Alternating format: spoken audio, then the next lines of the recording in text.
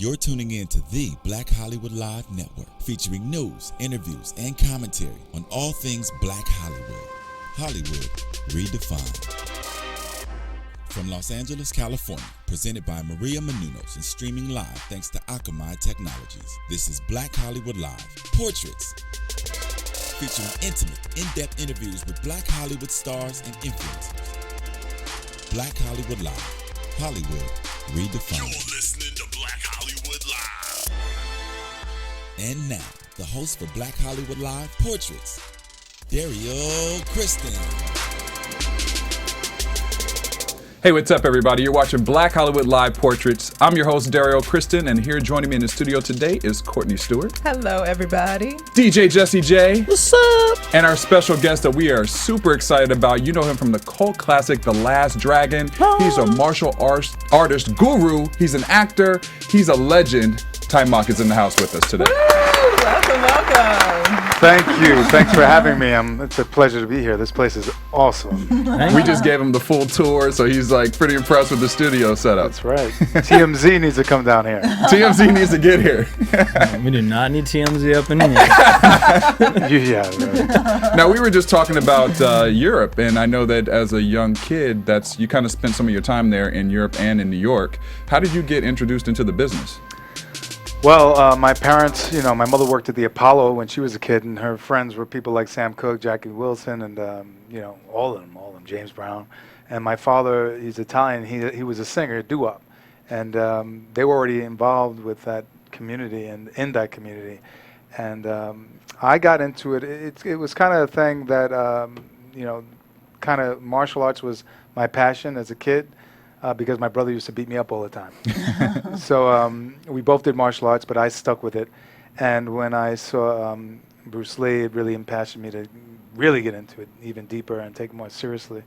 But the entertainment industry, I got in kind of through the martial arts and when I got The Last Dragon. Did you, with your family being so into music, did they ever try to push you into that direction at all? Well, yeah, my father was singing, and my mother was they were all, it was almost like my mother was a socialite. She was friends with all these people, okay. So it wasn't so much that my father was a singer, but they were more, when my mother and father met, my father didn't sing anymore, he was he was a salesman, and my parents were just in that community. So I just met all of them when I was a kid, James Brown, David Bowie, all these people, Wow. when I was a little kid. What are some of your best memories of meeting? I mean, these were David Bowie. Yeah, I'm like, James Brown. right. Do you remember? Did you know? I danced on stage with James Brown when I was 6. Oh, wow. My mother used to cook for him. She was a chef, my mother, a soul food chef. They were, I was at Woodstock when I was a little kid. I remember naked people running around, loud music, I didn't know they were on drugs, but, but they must have been. No, all of that. It was a big, beautiful, it's artwork, it was like artwork. I remember Zoe Bowie was David Bowie's son, and my mother used to spend a lot of time hanging out with Angie Bowie, which was her husband, his wife back at the time in the early 70s. And I remember I wanted to hang out with his son, and they told me to go wake David up. And I went in his room and woke him up, and he actually does have 2 different color eyes, and I remember that. He was a nice. That's what he was known really for. Nice, Yeah, and people used to always think that was fake. Right. That he had a contact lens. That's right. Now, since you lived in both places, Europe and New York, did you have one as a kid that you enjoyed a little bit more than the other, or?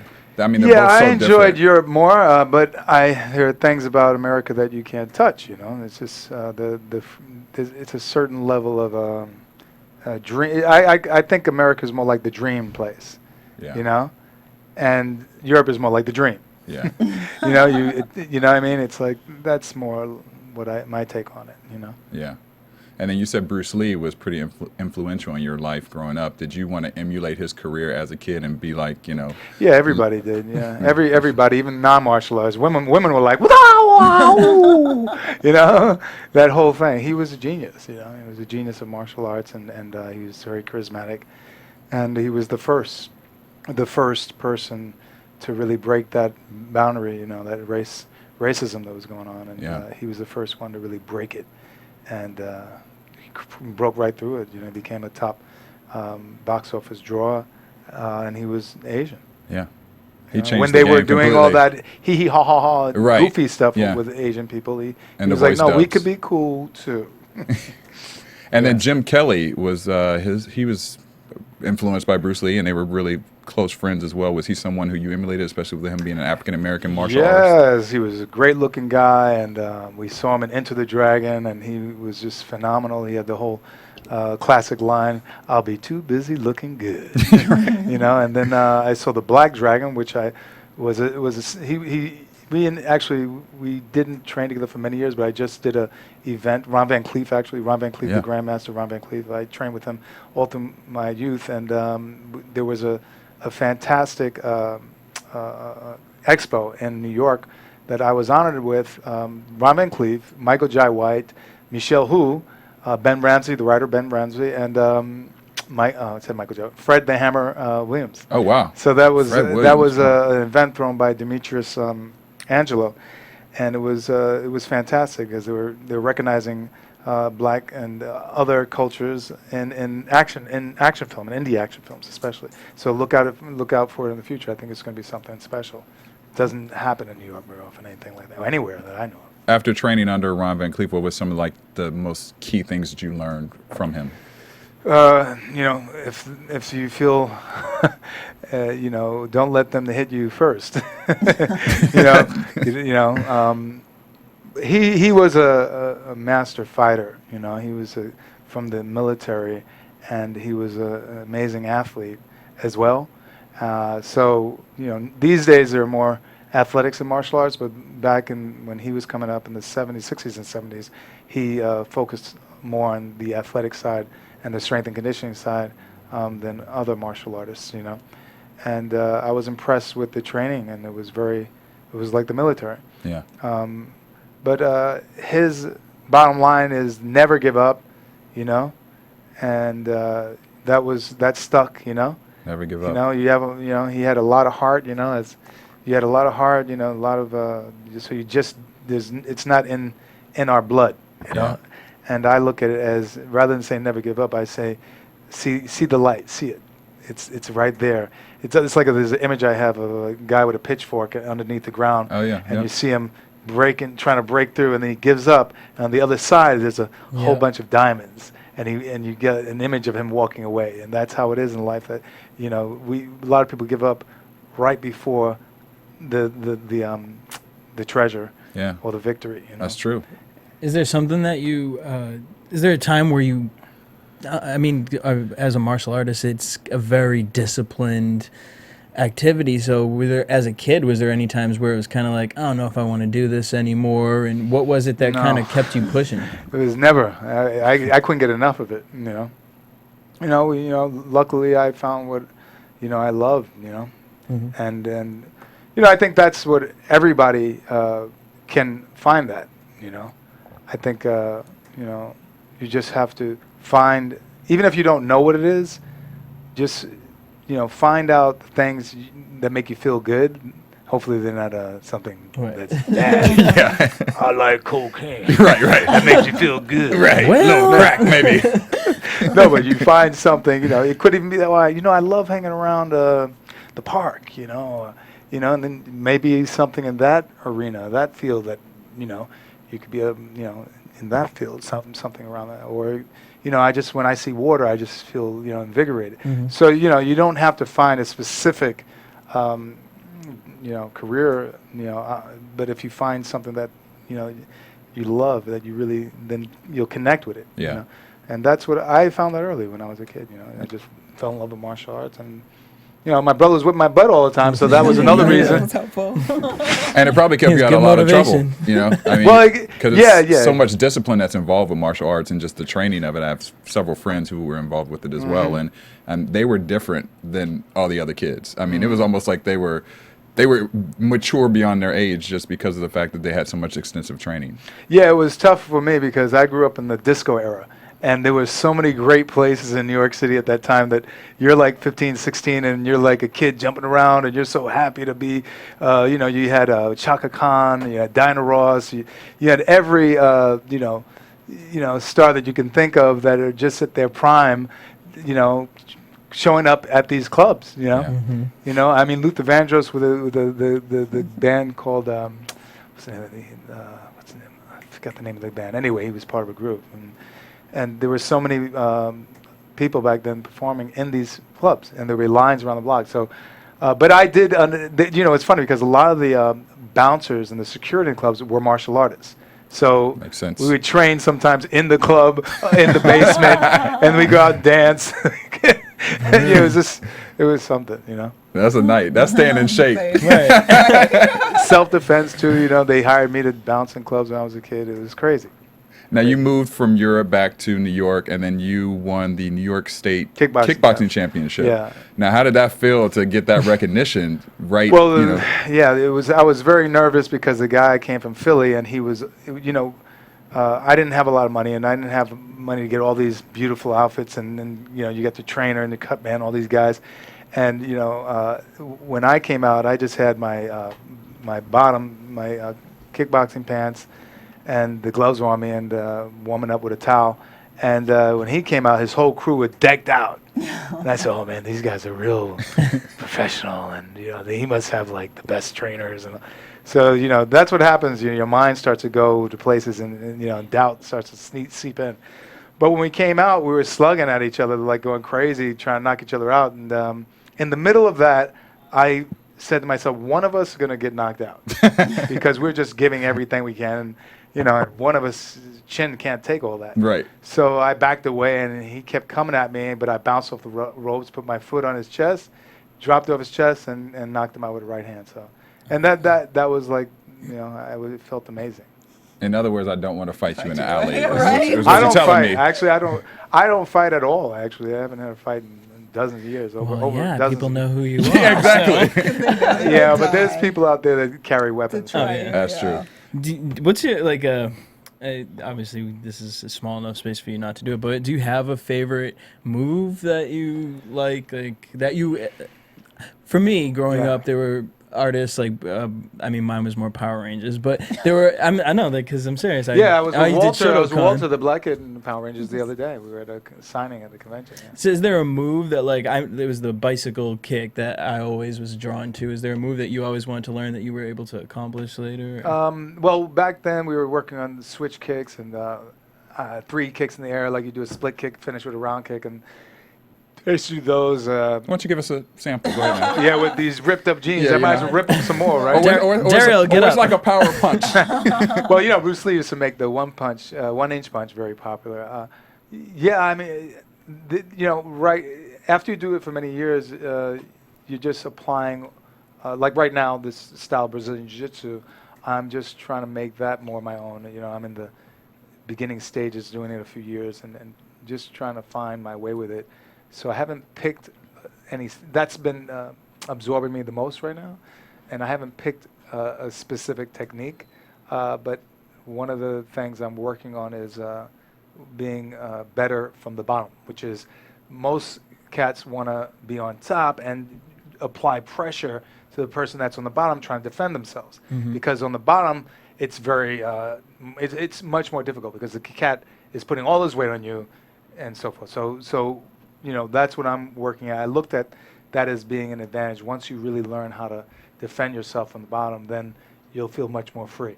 So that's what I'm focusing on right now. And as far as like kind of going from different styles, is it harder almost like when you've become so good at one style to kind of switch your gears and to learn something like now jiu-jitsu? So is it difficult with certain types of movement or?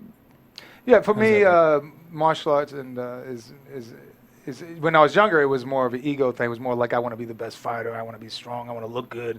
Now it's more. It's a spiritual journey. So learning a new style allows me to be vulnerable, so that I can apply that in my life. You know, that I don't know everything. You know, because the ego is very tricky. You know, you start becoming better and better at something before you know it. It seeps into other areas of your life. That's true. So it keeps you down to earth. It keeps you real. You know. So I'm training in a new style. All these young cats, and you know, there are times where I get frustrated because these guys have been training maybe 10 years and they're amazing, and I'm like, wow, this move. I'm having a tough time with it, and and Marcelo goes, yeah, the bottom is the hardest part, dude. He just smiles and laughs. I want to grab him. I say, yeah. He's been doing it so long, He said, yeah, the bottom's the hardest part to get. And he walks away. And he laughs at me. So it's fun. Yeah, good luck. Go keep working on that time out. Keep trying that. I wish I had you at the stand-up stuff for a good amount of time so you can see how hard that is. But yeah, for me, it's just allowing me to practice being vulnerable. And the benefits is I'm learning something brand new. And how much time? go No, you know what, Courtney, go ahead. I was just curious. You said that at this point it's sort of more of a spiritual journey for you, as opposed to just wanting to look good and make the move. What was sort of the catalyst for that change for you? Growing up and seeing that's a priceless endeavor, to have an opportunity to put your ego to the side, because when you're able to do that, then you're able to engage in something bigger than yourself. That's where all the juice is. Yeah. It's just it's like the whole cliche with the cup half empty, vis-a-vis the cup full. Yeah. When you think you know everything, there's nothing you can learn. So that's kind of the spiritual journey I'm taking. I want to learn more. That's what's great about life, is there's so much to learn. If you think you know everything, then you might as well just kick it out right now and say, let me go on my coffee. And how much training does it take for you? Like a week for each week? How much time are you in the gym, and how much stuff are you doing every day? How many with hours? Marcelo's spot, I started to see the guys, the 19-year-olds coming in twice a day, and I said, damn. And it was funny because I was in the locker room, and one of the kids was like, I said, man, I'm in my late 40s. I don't need to be doing no twice a day. He's like, what are you making excuses? He was like, I was like, man, he was like 20 years old. He's like, man, you're 20. I was like, you're 20. And then, I said, you know what? I can do anything. What am I talking about? Yeah. I'm the dragon. You are the dragon. So I started doing twice a day. And then I came up to him, I said, it's funny. You were, ragging with me, and you're getting on my nerves, telling me I could do twice a day, no problem. And then I started training. I said, thank you. He said, he goes, that's funny. I was just teasing you. Yeah, so thank you, Diego. Diego made it happen. Yeah. Now, you went on to do The Last Dragon, which we talked about a little bit earlier, which was a cult classic, one of my favorite movies. Thank you. And had a lot of success. I mean, you worked with Vanity, Prince's protege from Vanity 6. Mm-hmm. Berry Gordy was the executive producer and found you, actually, correct? He handpicked you for the role, from what I understand. What was it like to work with Berry Gordy? It was very interesting. He's, when you meet a tycoon or someone that's at the top of their field, it's always interesting to me, So he took me under his wing. He made me family, and you meet all the different Motown artists, we're hanging out with Diana Ross, watching TV, and then there's Smokey Robinson's over there, you got the Four Tops, and you're goofing around with all these people, and it was just interesting. It was interesting, and then I did recognize the talent he had. Michael Schultz directed the movie. I had a lot of contact with Berry Gordy, and he had a lot of talent in recognizing, the gold. And he could tell talent. He was very good at picking talent. The glow. He recognized the glow. I guess so. Now, did you, I know at the time you didn't have a lot of acting experience. Mm-hmm. Was there a lot of pressure? Did you feel pressure to be leading this major film, especially with Berry Gordy and even Vanity at the time, who was pretty big? Mm-hmm. Was there pressure for you being a young, I think you said you were around 20 years old? 19, yeah. Going on 20. Yeah, it was a lot of pressure. Imagine you're 19 and all of a sudden you get the lead role in a major motion picture, and you hire guys to play superheroes like that. And even today, you don't get it. Yeah. Mm-hmm. And then you're starring opposite the hot whatever, and then you got guys that hate you for it. They just hate you. They hate you. I hate that guy. And I'm like, oy vey, too bad. No. It was just the pressure was taking on a character that you were like, what the hell is this guy? Yeah. I mean, I do not wish to do this. I do not wish to do that. It was like couldn't make it my own. And then they got an acting coach with me, and then I finally started, just having fun with it. I'm just doing the character. I mean, when I was doing it, I didn't get it with the depth I have now. It was really interesting. Was it hard to go out after that? You became so popular, and did people mistake you for your character in the sense that they thought that you were your character in real life? Not exactly, because New York is sophisticated when it comes to filmmaking and all that stuff. So we lived in New York, me and my family, but they did.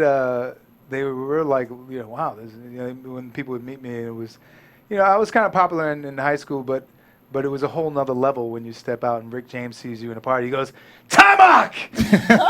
Get your ass over here, boy! Did you know this nigga is? And I'm like, this is Rick James screaming at me. I don't want to say, he said, B.I.G.J., come over here. You know who this man is. Yeah, he was driving crazy. So those kind of things would happen, and I'd be like, okay. And then you get all the groupies and con artists and everything starts to come over because you're supposed to be the new thing, and and I've never experienced anything like that. It was very strange. I just turned 20, so it was I didn't know what to make out of it.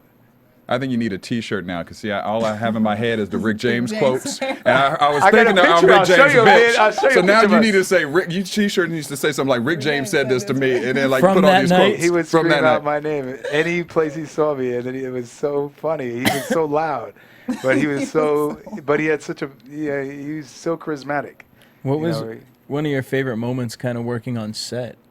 Well, behind the scenes. There was a few. One of them was working with Janedy. Yes. The other was Julius Carey and wow.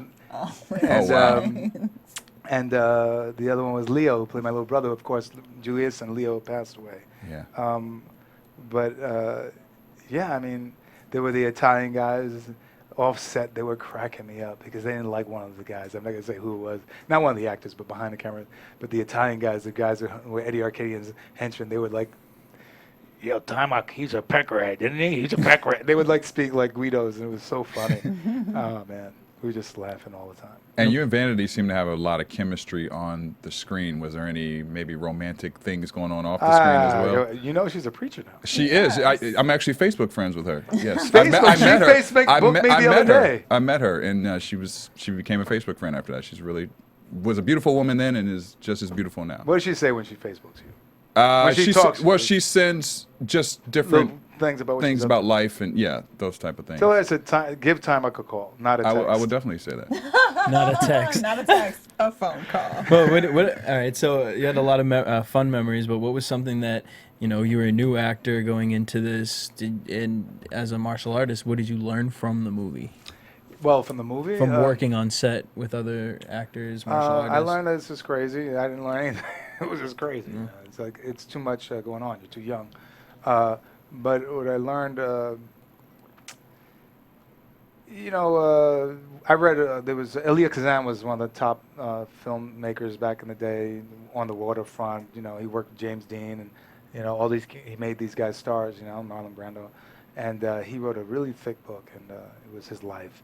And he said, the most important thing in the industry is not so much that the talent, because I was focused on. I was going to acting classes, acting coaches, and I was looking at becoming a better actor all the time. But he said, it's really a community, so you have to learn how to be with people. Yeah. And that always stuck in my head, And there's some people that are just very difficult to be with. I might have been one of them. But, and there are people that are Were great. there some on set that you had? Well, there's that's just the way it is on every set. There's, it's rarely that you go on a set and everybody's even keeled. Everybody has their needs and wants and desires, and it's a very passionate, art, filmmaking. So, and I have no problem with it. Someone's screaming at me and all that. And in New York, a lot of in the theater, a lot of people would be screaming at each other, and they'd be like, "Okay, now let's go rehearse." Yeah. We're someplace else. Like, oh my God, did you hear it? He called an a-hole.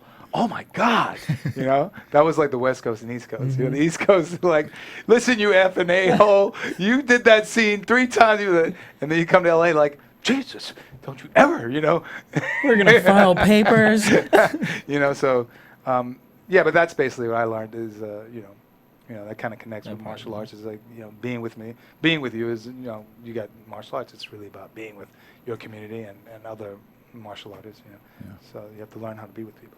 And then Leo O'Brien, who played your little brother Richie, as we mentioned, he passed away last year. Had you guys stayed in contact with each other through the years? Yeah, that was a tough one for me. They were both tough, but that one was really tough because he got shot in Harlem about a year and a half before he died, and that's kind of he was always, of course, younger than me, so we weren't on the same page.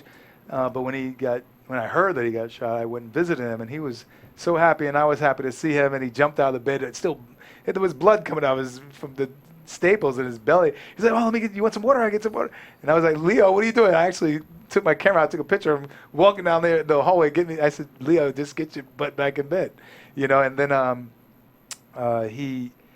I was writing a film, and I said, "Let's rehearse some scenes because I want to write you in it," And he just, as soon as we were rehearsing, he still had that same charisma. It was like he'd been acting ever since. He's just natural. He had the gift. Someone say something, he'd come right back, and he'd look back, look at, he just was natural. So then he passed away, and I heard about that from his son, and it was just very touching. But life is about death and life and death. So and it moves on. It's always flowing. It's cool. It is, yeah. But he was a great. You take talent. the great stuff. You take the great stuff. Now there's rumors that there is a remake being scheduled for The Last Dragon. Don't you know by now? For like years. Everybody asks me that question for the past. It's been since 2008. Yeah, they say Everybody Samuel should Jackson, know right now. But everybody should know Rihanna. right now that nothing's happened yet. No. And do you think it's going to happen? What do I know? Would you like it? Would you like it to happen? I don't really care, to tell you the truth. I'm too busy having a good time. I hear that. And I'm having a great time. If it does happen, would you want to be involved? That's like saying, if you meet, it's like, who knows? You come to a place where, money isn't your God, fame isn't your God. Yeah. It's just, you come to that place and it's just like, let's just have fun. Yeah. And if you can if it's fun and you can make some money too, then I'm all about it, The movie won't be perfect. It wouldn't be perfect because you're doing a remake.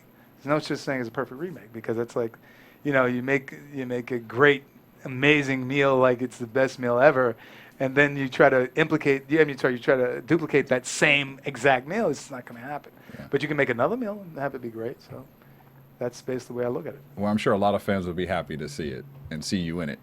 And a lot of fans would not like to see it too, because they're so stuck on the other original, right? But if we are in a place of where people mess up remakes, right? So if they, Devon Franklin is the guy in charge on that project over at Sony, and his wife, the actress, Megan Good. Megan Good, she's talented and she's doing her thing. He always said he wants to do that, so it's up to him really to make that happen. I'm an actor. I'm not the person that owns the rights to that film. Yeah. But it might happen. I mean, he seems like he has a good sense of integrity, around that, wanting to do a good job.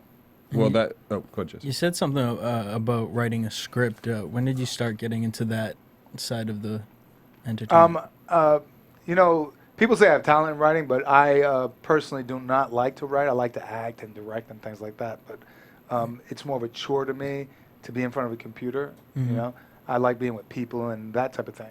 But I was writing poetry many years ago, and then I did a draft of a sequel to The Last Dragon about 15 years ago, and then me and another writer worked on a treatment for another upgrade. It's like a reboot of The Last Dragon just a year ago, and I wrote two scripts not too long ago. One is a superhero character called The Professor, and that's an action film. The other one's a detective story called I've Seen Things. Really? Yeah. So, and I got my agent Lene Bell and Sheila Leggett over at Media Artists Group, and they're working with me getting that out there. So have you found kind of a niche for it in which you don't look at it as a chore anymore? Like it's kind of... No, it's still a chore. Yeah. It's still a chore. I mean, because it's 100 and something pages. If it was poetry, you get everything out, and then it's there. Okay, it's like a page or maybe a couple of pages, the most of poetry, whatever, and it's done. But with a film script, it's not. It's 100 plus pages.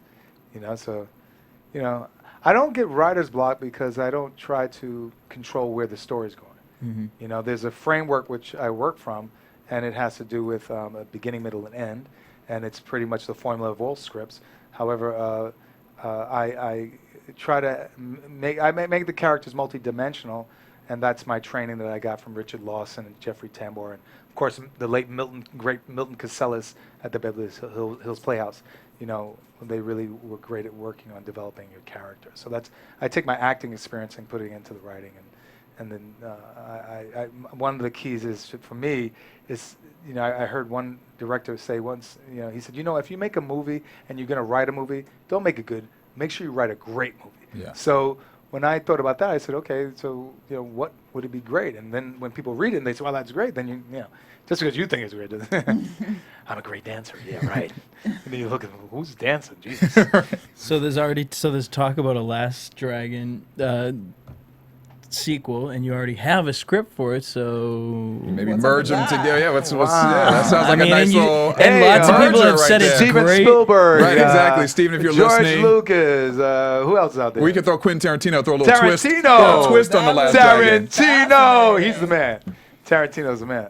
And so, okay, you work with Vanity, but you've also worked with Janet Jackson. Let's wait a while. Yeah, she was the guy who made her Let's Wait a While. Tell us about that experience.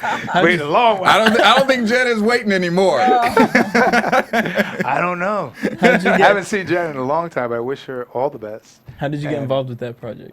You know, I met Janet when she was young, and you know, she actually saw me in a parking lot, and she was like, And actually, but I heard it, but she didn't think I heard it. And then there was a guy named Sparky. What was his name? He was working at Motown. He was like a gay guy. He was like, Taimak, Janet wants to speak to you. And I was like, oh, you know, whatever. It was cool, you know. You know, it's like your ego is like, oh, well, Janet likes me. And then years went by because she was married, you know, and an opportunity came up where she had a video and she wanted me to play her boyfriend in it. And that was Let's Wait a While. Now, was she as shy as she appeared during that time? Why don't you ask her? I'm going to have her on the show and I'm going to ask her. Say, Janet, are you as shy as you appear? Should I put you up on that table? You watch out. Hey, listen, it's VHL. Anything, we're open anything at VHL. VHL, baby. VHL, baby. Keep it real. You just put a big smile on my face. I just say, I got all these We don't have to be in visions. Europe to be freaky. Black blushing right now. I know, black blushing. I like that, black blushing. You've also worked with Madonna. Right. And was it on her Drown tour? World Tour? I choreographed a number on the Drown World, her doing martial arts. And how was that experience working on the tour? It was great. And your choreography? She's a very hard worker, you know. Yes. So it was like, you have her do. She was a dancer, so she knew that things took, you know, practice, you know. So that was cool. I introduced her husband to martial arts. He's actually pretty advanced now in Brazilian Jiu-Jitsu. So is that Guy Ritchie? Guy Ritchie, Okay. yeah. I brought him over to my friend's studio, the Jiu-Jitsu school in Beverly Hills Jiu-Jitsu Academy on Robertson. Marcos Vinicius, wonderful guy. And he was like, oh, wow. Guy Ritchie was like, wow, this is good. Wow, boy, this is just amazing, mate.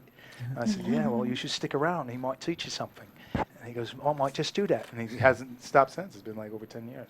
Wow. And that's such a different side of the business. I mean, martial arts is one thing, but then like kind of that dance choreography is different. Is there one that? Well, I was doing martial arts. Oh, you're still doing martial. That's I right. was, You're that was doing a the martial arts scenes number. for martial. Okay. I did the number Sky Fits Heaven with Madonna. Okay. And is that a challenge for you to kind of transition from actor to go to martial arts to direct? Yeah, it's like, you know, comb your hair, you brush your teeth. It's all in one. Got it all. Now, from The Last Dragon, you also had several different TV roles. You were on Different World, Third Watch, Right. Beverly Hills 90210. Debbie Allen. Debbie Allen. Have you worked with her a couple of times as well, right? It's like bigger than life. Yeah, you know, that was interesting. Actually, Cree Summer and Sinbad hit me up on Twitter the other day, and I just spoke to Sinbad this morning from that show. Actually, you know, we did the show. Yeah. It was great. Yeah, they were really cool. And what was maybe one of your favorite sets to be on when you were doing television? You know, there was some funny. I did a small thing on. There's a bunch, but Malcolm Eddie was really funny because at that time, right before that, Eddie Griffin and Martin Lawrence, they were struggling comedians over at the Comedy Store, and they were fans of mine. They were like, Taimak, you gotta come see us, man. We're doing our thing. You gotta come see us, man. And they were so funny. So, I did a play with Martin and a bunch of other cats and on La Cienega at a theater over here years ago. And I just would pick up Eddie because he didn't have a car at the time. And I came to pick him up one time. It was like, I don't remember, it was very, very late. And there was like 2 people sitting in front of the stage and just like this. And I saw the back of their heads just drink. They weren't laughing. But he was on his back with his feet in the air, cracking up. That was funny, right? That was funny. He was cracking up, and these people just...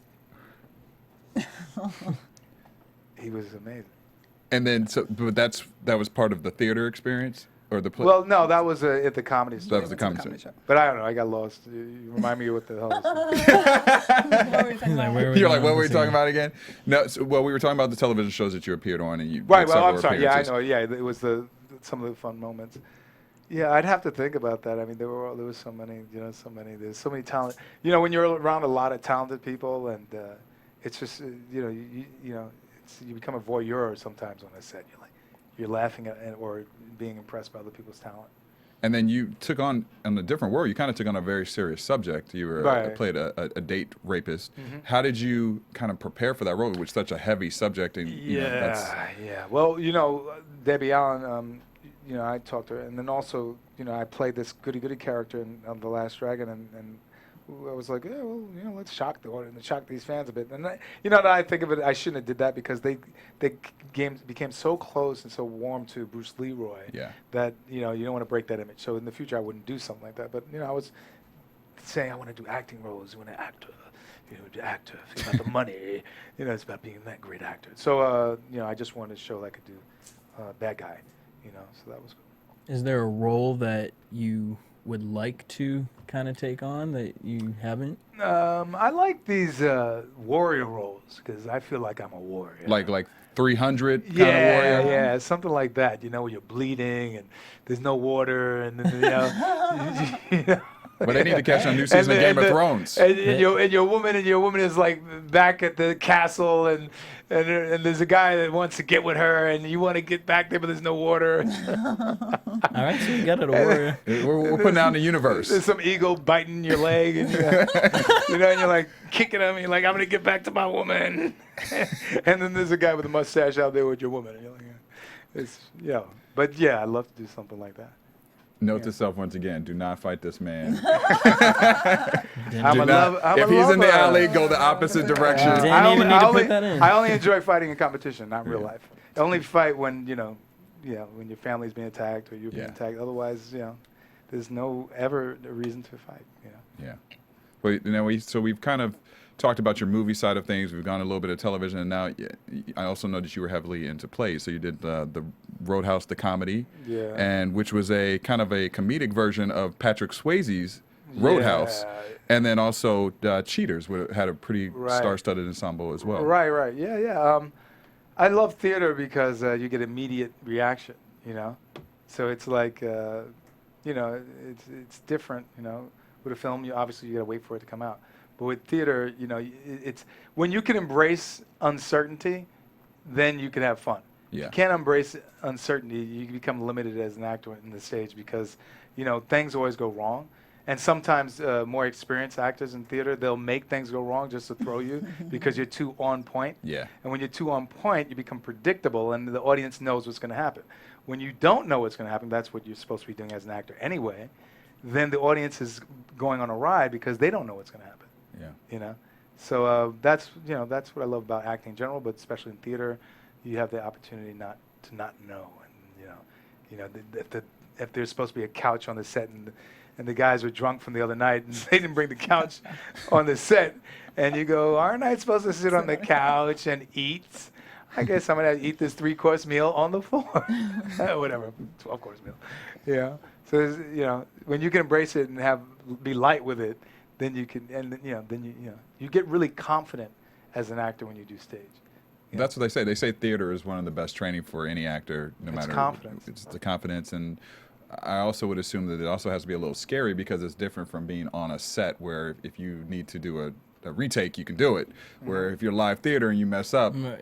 you're vulnerable to everybody. So was yeah. that something that you felt, or you just were pretty confident with you? Like, No, you know no. what, I got it. After doing like a bunch of plays, then you start realizing, okay, things go wrong.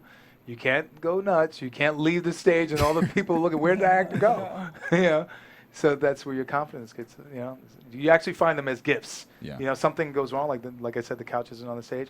You end up doing something on the floor, and then it takes a new life. You know, because that's the thing. You know, the audience. You know, and that's where the creativity comes in. You start just having the confidence that everything will work out because you know your role and the other actor knows their role. Would you like to direct a play as well? I've directed some one acts. I haven't directed a full length play, but I'd love to. Yeah, I'd love to. You know, you let actors have a ball. You know. Yeah.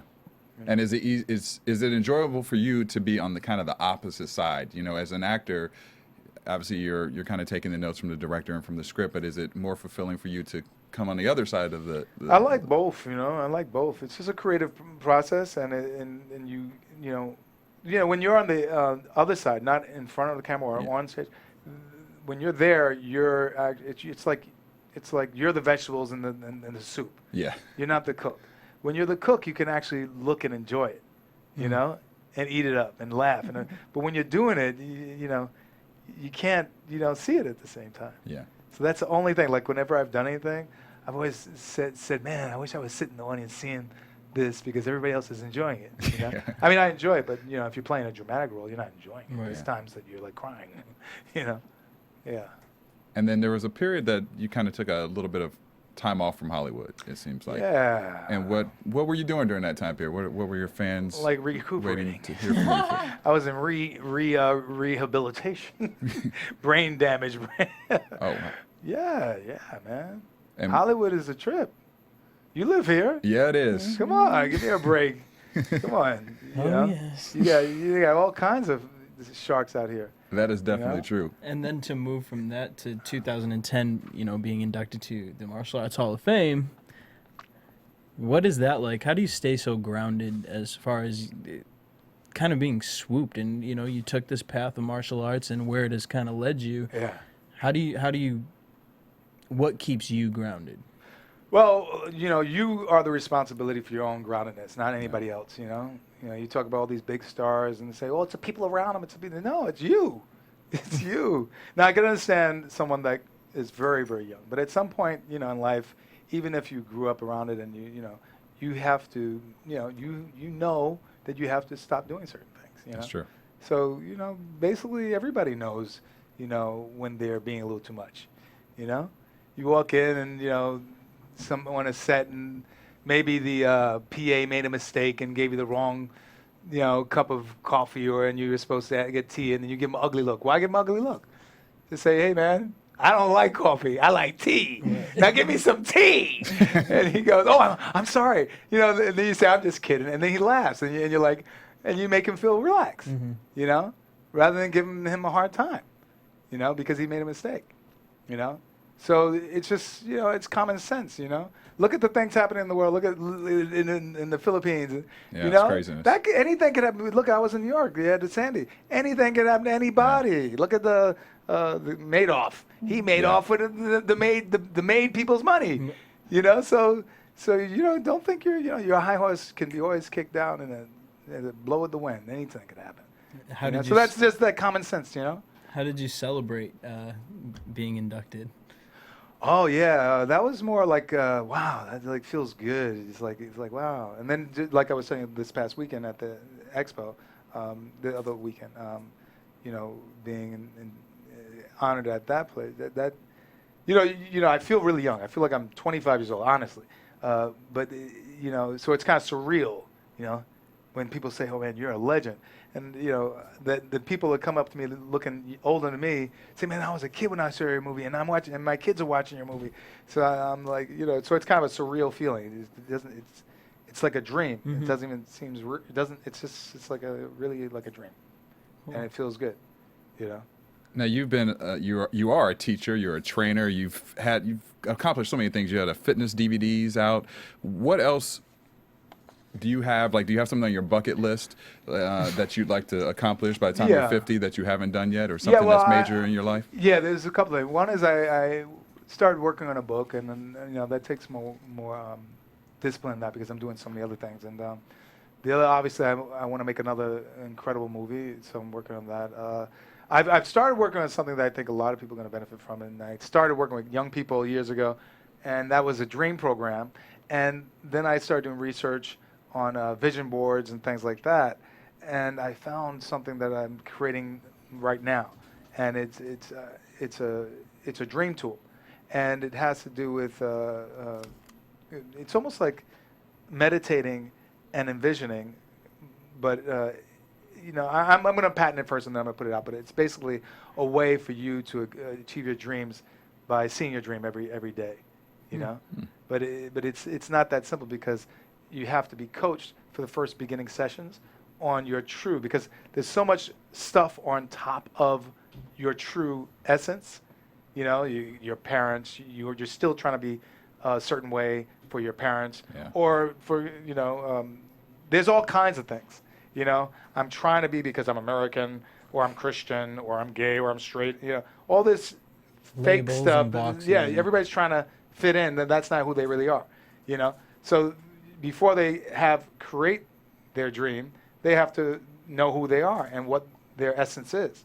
You know, it doesn't just happen by going to church, or it could happen, but that doesn't just happen. You have to really be questioned by someone that's going to be brutally honest with you, to be brutally honest with yourself. You know, but that's what I'm working on. And that I want to finish soon. Was there someone that did that for you, who was sort of there and was brutally honest with you and made you sort of peel those layers I away took at some some point? seminars at Landmark Education, and that was pretty revealing. I've studied some books with Anthony Robbins. I've studied all kinds of books, and certain people. You know, when you date a woman that's strong, I like dating strong women. Damn. And they, sometimes, they're not puppets. They're like, yeah, but you do this, you know that thing you do that too, and you keep doing that, and you see what happens, and you're like, yeah, right, yeah, sure, and you're like, yeah, she's right, I better change that. That's true. That's basically what it is. The people around you that really love you, they'll tell you who you are. Yeah, and that's true. It's the degree that to the degree that you hear it. Now, it could be a side of you that isn't actually you, but you develop that out of bad habit. Who you really are is not that person, but you develop that. Could be like cursing people out. That's not you, but that's a bad habit. And people say, you shouldn't do that. Then you have a habit that you shouldn't do, but you got to stop it. You'll be cursing everybody out. Sometimes you're cursing the wrong people out. And after your 20 to 30 year career, what one word would you say defines you? Love. I'd say love, because I have a lot. I have a lot of love for a lot of people, and I have a lot of love for my fans, and they have a lot of love for me. Yeah. So, and that's been my juice in life, is to have that at every turn. When people see me because of this movie, people say, "Don't you get sick of being typecast or known for that?" I say, "No, man, because imagine." I had just last week a little 5-year-old, beautiful little girl, little white girl, that was wearing the Shonuff outfit, and her father had her on YouTube, and she said, "Am I the meanest?" And he said, "Shonuff."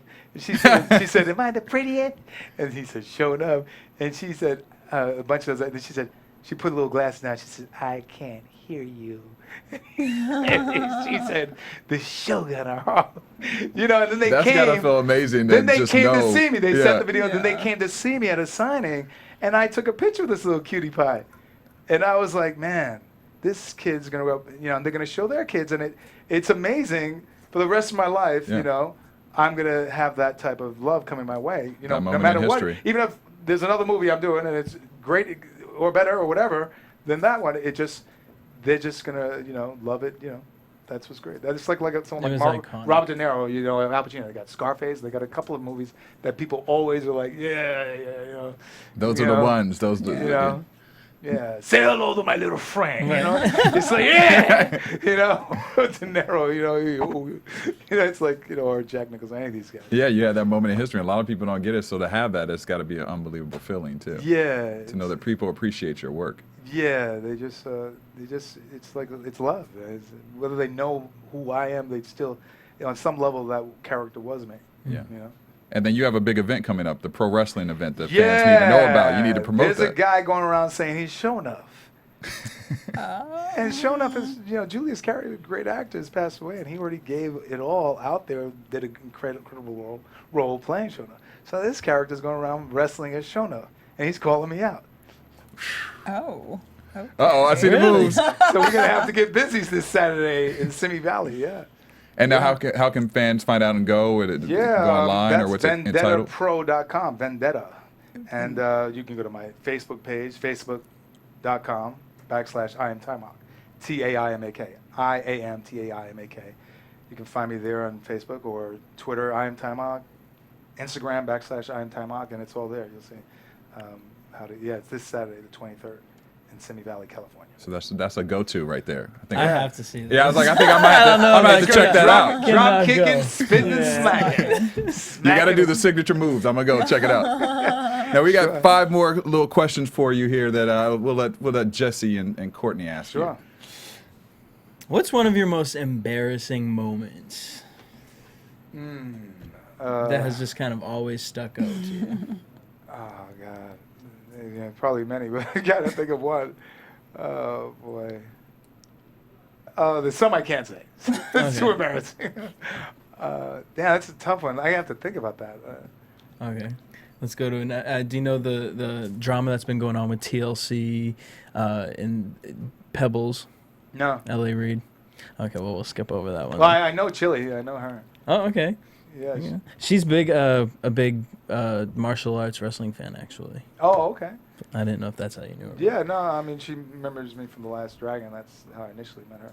But, yeah, I haven't been talking to her in a while, but, no, anyway. Let's hope they work it out. So what is a hidden talent that you have that maybe we don't know? I'd say, let me think. Oh, I did my apartment. I did all the tiles in my apartment and the marble in my bathroom, and I built a kitchen. And I never did that before, and I did a good job. So Nice. Hey, do you take requests as No. well? I was like, no. I have a couple things got I like you. upgraded I'll leave myself my that own place. I'm not gonna touch. So Do you know how to fix a headlight on a car? right. that's true.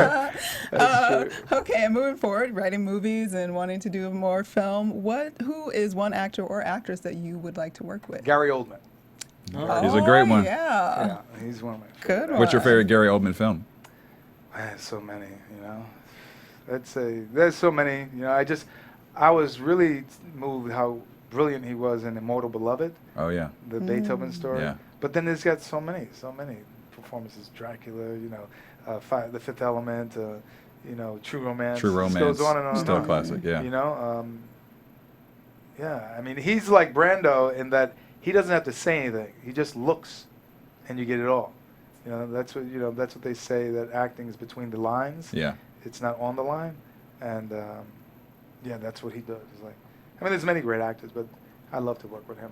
Cool. And last but not least, what's the craziest thing you've ever read about yourself since you've been in the public eye? Then I'm gay. That's not true because I love women, baby. I love women, baby. He got up There his you seat for that have it. one. There you have it. Yeah. So if you heard any rumors, he just cleared it up for you. It's all good. Now, could you give? I know you gave this a little bit earlier, but could you give your Twitter and your Facebook and your Instagram for the fans again? Yeah, it's facebook.com/I am Taimak. IAMTAIMAK. And same thing with Twitter, same thing with Instagram /I am Taimak. Well, thank you for joining us today, and fans, make sure you go check out his pro wrestling event because we want to see him kick some butt. Some Yeah, fake show yeah. enough. From And show enough. thanks- From and show that's enough. Vendetta And things what? just going to VendettaPro.com. VendettaPro.com. And things are going to get better and better for all of us. We just got to keep on dreaming and keep on believing that anything's possible, even the thing you think is not possible is possible. So there you go. I like that. That needs to be on that T-shirt as well with the Rick With the James. Rick quote. I'm working on a t-shirt. I'm telling Rick you. James. I'm telling you. Rick James. Rick James. Taimak. Courtney, where can the fans find You you? can find me on Twitter and Instagram at Stewart Starlet. Jesse. At DJ Jesse J. And you can find me at Derrial Christon on Instagram, Twitter, and Facebook. Thank you guys for joining us today. We had our very special guest, Taimak the Man, who gave us a full explanation of everything he's been working on lately. Be sure to check out his site and all of his information, and go check out his event as well. And we'll see you next time on Portraits. From producers Maria Menounos, Kevin Undergaro, Phil Svitek, Derrial Christon, and the entire BHL staff, we would like to thank you for tuning in to the Black Hollywood Live Network. If you have questions or comments, tweet us at BHL Online or email us at info@blackhollywoodlive.com. For more exclusive content, visit blackhollywoodlive.com.